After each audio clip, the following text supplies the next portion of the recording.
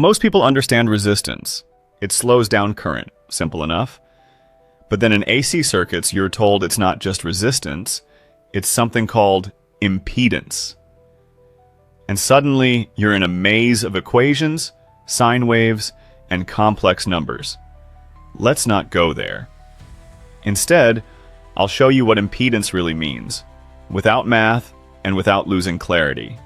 In DC circuits, current flows in one direction. It's steady. Resistance just slows the flow. Nothing fancy.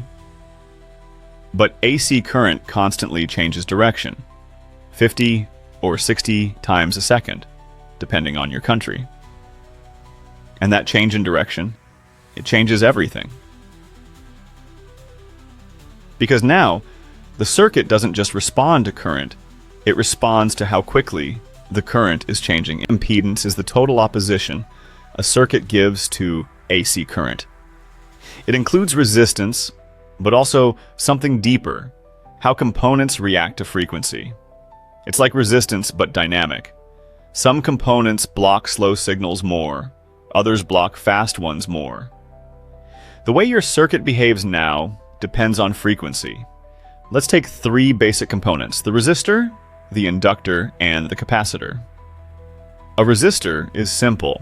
It opposes current the same way, whether it's AC or DC. Its impedance is constant. An inductor, on the other hand, resists change. At low frequencies, where current changes slowly, it offers very little opposition, but as frequency increases, it pushes back harder.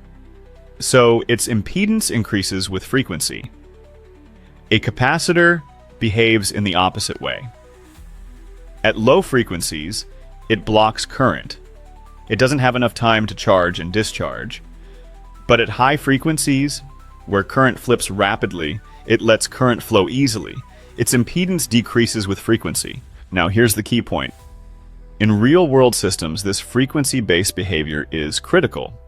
If you're building a filter, cleaning a signal, or designing a power supply, impedance tells you how each part of your circuit responds over frequency.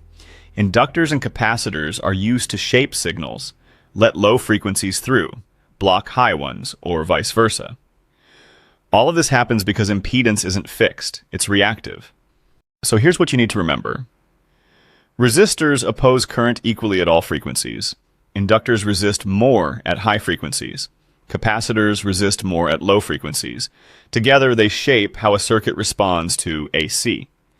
This is the foundation of signal processing, power electronics, and circuit design. You don't need complex equations to grasp it. You just need to understand that in AC, the fight isn't just against flow, it's against change.